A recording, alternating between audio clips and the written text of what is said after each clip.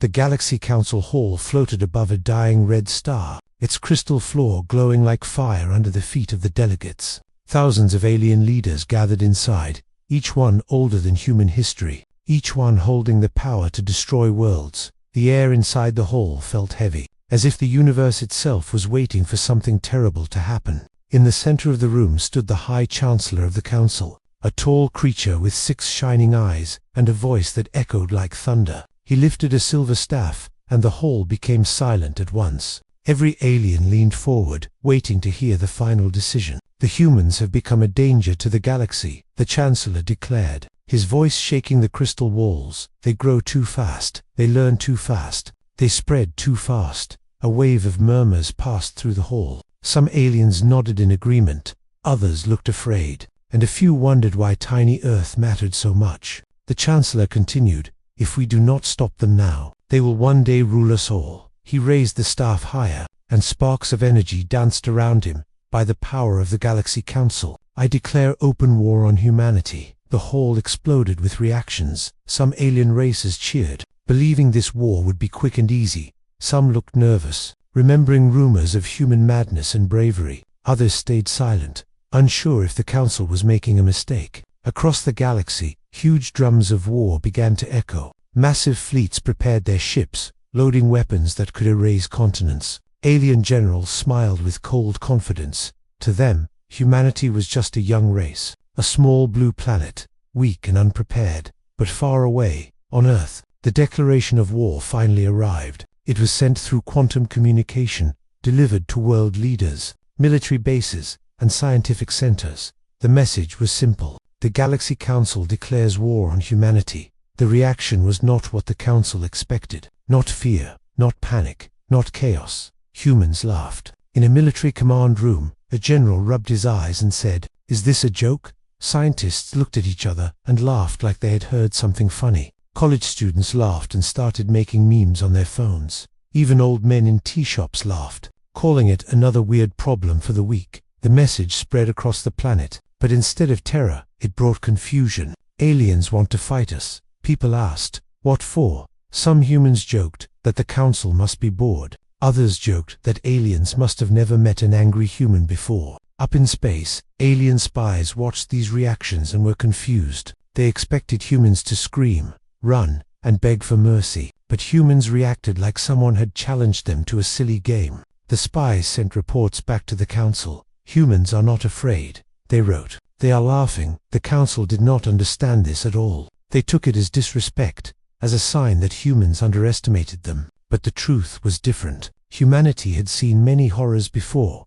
wars, disasters, diseases, and threats from nature far worse than alien fleets. Humans had learned to survive everything with stubborn courage and strange humor. Back in the Council Hall, fear slowly crept into the hearts of a few alien leaders. "What if humans know something?" one whispered. "What if they have a secret weapon?" another asked. But the Chancellor ignored their worries. He believed humans were simply foolish. The hall shook as the war orders were sent out. A massive armada of alien ships began moving toward Earth. The galaxy prepared for war, but there was a question that echoed in every mind. If humanity was truly weak, why were they laughing? Across the galaxy, the alien fleets were getting ready for their first attack. Huge warships powered up, glowing like blue suns. Armies gathered on metal platforms, loading weapons that could crack planets. Every alien soldier expected fear from Earth, but the Council still could not understand why humans were laughing. On Earth, people continued reacting in strange ways. Some treated the war announcement like a movie trailer. Some joked that aliens must want human food. Others said maybe aliens were just bored and wanted entertainment. Human humor spread faster than the news itself. Alien spies watched all this from hidden satellites. They recorded humans drinking coffee, sitting in meeting rooms, making jokes. There were no signs of panic or surrender. This confused the spies deeply. "How can they laugh at a galactic war?" one agent whispered. "Do they not understand the danger?" another asked. But the answer was simple. Humans understood danger too well. They had lived through centuries of war, disaster, and crisis. Fear was not new to them. Pain was not new to them. Survival was in their blood. Inside a human research base, a group of scientists gathered around a hologram of the incoming alien fleet. They studied the shapes, the engines, the weapons, and One scientist smiled and said, "Their tech is advanced, but predictable." Another replied, "Yes, but humans are never predictable." Everyone laughed softly, not because the situation was funny, but because fear never helped anyone. Meanwhile, in a military bunker, human commanders stood around a digital map of space. They watched the alien fleet slowly move toward Earth. A young officer asked, "Sir, why are we not scared?" The older commander smiled and said, "Because fear doesn't help us win." Then he added, "And because they have no idea what humans can do." The officer did not fully understand, but he nodded. The truth was that humans had been preparing for alien contact for many years, not for war, but for survival. They had seen strange signals in deep space long before the Council even noticed Earth, and humans had built things in secret, things the galaxy had never seen before. While Earth prepared quietly, the Galaxy Council was losing patience. The Chancellor slammed his staff on the crystal floor and growled, "Why do they mock us?" An advisor answered softly, "Maybe they are brave," another whispered. "Maybe they are insane," a third whispered the most frightening idea. "Maybe they are ready." The Chancellor refused to believe any of this. He believed humans were weak. He believed laughing was a sign of fear. He believed Earth would be easy to crush. So he ordered the fleets to speed up. "Strike before they have time to think," he said. But he did not know that humans had already thought, planned, and prepared. Back on Earth, humans all around the world started doing something strange. They did not hide. They did not panic. Instead, they trained, built, and prepared with quiet confidence. Ordinary people volunteered for defense groups. Engineers upgraded old machines with clever designs. Scientists unlocked dangerous technology stored away for future emergencies. Human unity grew stronger every hour. The aliens had expected humans to break, but instead humans came together like never before. Even rival countries shared technology and information. Humanity was not perfect, but when danger arrived, they always stood together. Alien spies sent their final report to the Council. The message shook many leaders. "Humans are preparing something," the report said. "They work with speed, focus, and strange joy. No signs of fear anywhere." Some alien species secretly wanted to cancel the war. Some whispered that the Chancellor was making a mistake, but it was too late. The fleets were already close to the solar system. The countdown to the first clash had begun, and still, humans laughed. But now the laugh was different. Deeper, stronger. It was the laugh of a species that had survived everything thrown at them. The laugh of a species ready to show the galaxy why humanity was feared. In ancient legends, even before they reached the stars, the alien war fleet entered the solar system like a storm of metal giants. 5,000 ships, glowing with blue and red lights, moved in perfect formation. Each ship carried weapons strong enough to melt cities and burn oceans. The Council believed this would be the fastest war in history. They expected humans to panic the moment the fleet appeared near Pluto, but Earth stayed calm. Human satellites detected the fleet minutes after they crossed Neptune. In a secret human base under the Pacific Ocean, alarms blinked quietly, not loudly. The humans were ready. Commanders moved to their stations. Scientists powered up hidden systems, and soldiers took their positions with steady hands. The alien fleet commander, a massive creature with 4 arms and golden armor, looked at Earth through a hologram. He smiled coldly. "These humans will surrender before the first hour," he said. His officers nodded confidently. No one imagined humans could resist such power. But then something strange happened. As the alien ships moved closer to Mars, they detected hundreds of small human craft approaching. These were not big battleships, not heavy cruisers, not advanced carriers. These were tiny, fast, unpredictable machines. Some looked like modified space shuttles, others like armored drones, and some like flying metal insects. The aliens laughed at first. "This is their defense," one officer mocked. "These little toys," another said. But when the human craft came closer, the alien smiles vanished. The human ships moved in ways alien sensors could not predict. They twisted, turned, spun, and changed direction instantly. It was like watching a swarm of angry bees, not military ships. Alien targeting systems failed to lock onto them. Every second the humans got closer and closer and closer. The first clash began near the orbit of Mars. Alien warships fired powerful plasma beams, bright enough to light the dark side of the planet. But the human ships moved so fast that the beams missed again and again. Human pilots laughed inside their helmets. racing through enemy fire like they were playing a game. Then humanity struck back. Tiny drones shot EMP pulses that disabled alien shields. Other drones attached explosive charges to alien hulls. Human ships fired railguns and laser bursts that pierced the weak points of alien armor. Every shot was precise. Every movement was planned. The aliens had numbers, but humans had creativity, speed, and boldness. The alien commander growled in confusion. "These humans should not fight this well," he said. "They are using machines we have never seen." His officer replied. The commander shouted, "Increase firepower," but increasing firepower only made things worse. The aliens fired randomly, trying to hit the fast-moving human swarm. Their shots drifted off course and hit their own ships. In just 20 minutes, 28 alien ships were damaged or destroyed. The Council had expected a quick victory, but now they faced chaos. Meanwhile, humans fought with strange joy. They laughed, joked, and kept pushing forward. A human pilot shouted, "We trained for this." Another said, "Let's show them how humans do it." Their voices were full of excitement, not fear. The battle ended faster than anyone expected. The alien fleet was forced to retreat toward Jupiter's orbit. They had come for an easy win, but left in confusion and shock. Not a single human ship was destroyed. The aliens could not understand how Earth did this with such small crafts. Back in the council hall, leaders stared at the battle reports in disbelief. "How can a young species defeat our best fleet?" one leader cried. "This is impossible," another whispered. But the truth was clear. Humanity was not weak. They were unpredictable, fearless, and creative in ways the council never understood. The council now realized something terrifying. This was only the first clash, and if humans could win this easily, what would they do next? The alien fleet drifted near Jupiter, damaged and confused. Smoke rose from broken hulls, shields were weak, and morale was falling fast. The fleet commander stared at the reports with disbelief. "How did humans defeat us with such small ships?"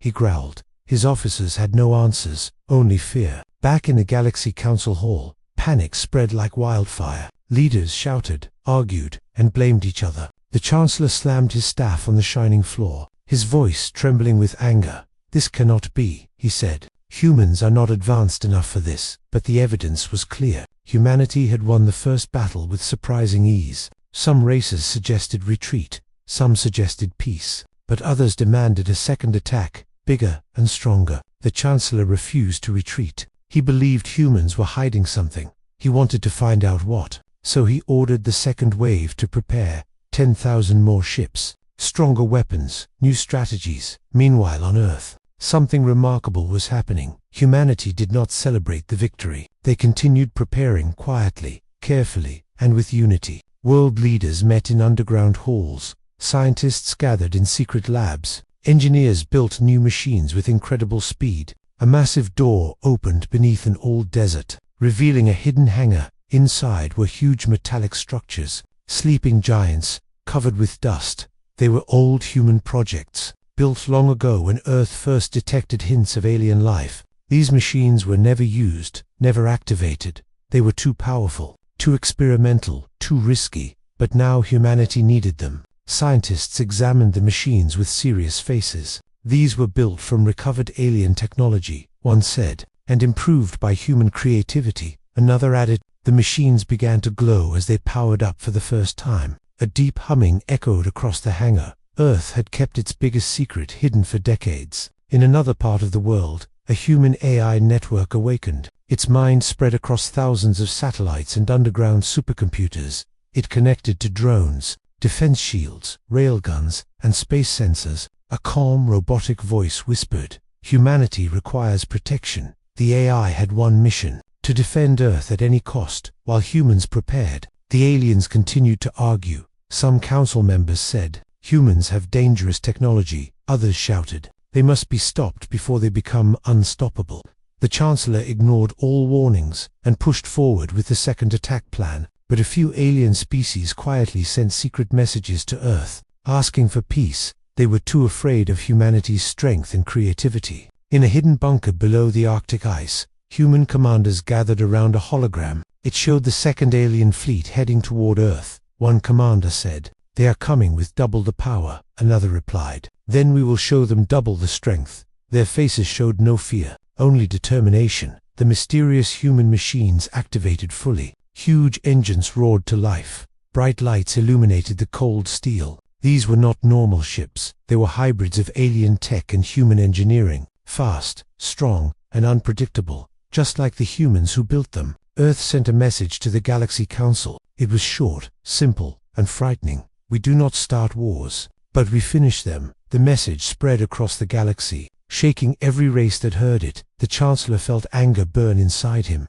"How dare humans threaten us?" he shouted. But deep inside, even he felt a shadow of fear. Now the second alien fleet entered the edge of the solar system. 10,000 ships shining like a wall of stars. The galaxy watched carefully. Everyone waited. Would humanity survive this time, or would they reveal something even more terrifying than before? The second alien fleet moved into the solar system like a wall of fire. 10,000 warships stretched across the darkness, glowing with deadly energy. Alien soldiers stood ready, convinced that this time they would crush humanity. The fleet commander raised his sword and shouted, "No more mercy." His officers roared in agreement. They believed victory was certain. But on Earth, humanity stood calm, not silent, not afraid, but calm like warriors who had already accepted the challenge. Inside the giant desert hangar, the awakened machines rose from their cradles. Engines burned with blue fire, metal wings unfolded, and weapons locked into place.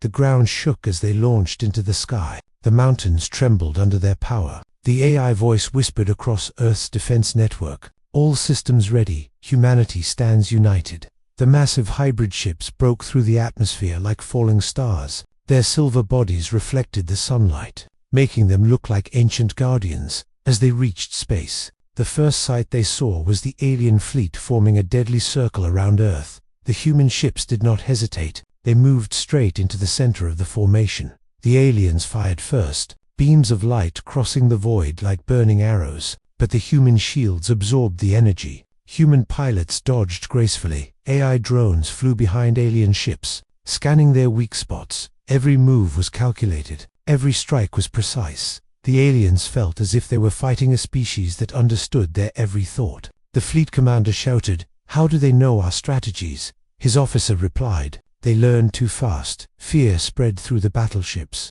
For every alien shot, humans fired back with triple force. For every alien maneuver, humans countered with something faster and smarter. Humanity unleashed their secret weapon next, a huge pulse of energy, created by combining ancient alien tech and human inventions. It spread across the battlefield like a silent wave of light. Alien shields collapsed, weapons shut down, engines failed. Thousands of alien ships drifted powerless in space. The aliens panicked. Their greatest fleet was falling apart without even being hit directly. Some soldiers screamed, some begged their commanders for orders. But the truth was clear. Humanity had won the second battle, even before it fully began. Then humanity did something unexpected. They stopped firing. They did not destroy the defenseless alien ships. Instead, Earth sent a signal to the Galaxy Council, a message simple and calm. "We do not destroy the weak." The Council watched the message in silence. They had expected revenge, destruction, and cruelty,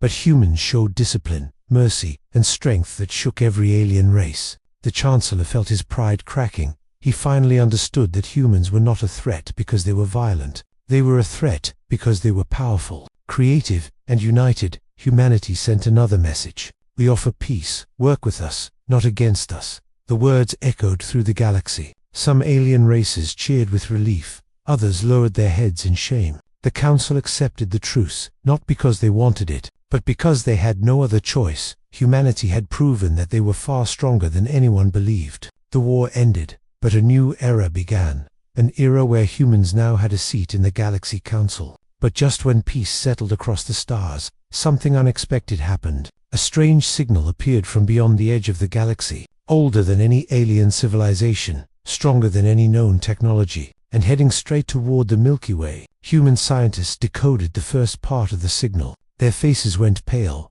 A human general whispered, "The real enemy is coming." The Council turned to humanity and asked fearfully, "What should we do?" Humanity answered, with a calm voice, "We stand together." And with that, a new chapter of the galaxy was about to begin. One where humans were not the weakest race, but the leaders standing at the front of an unknown cosmic threat.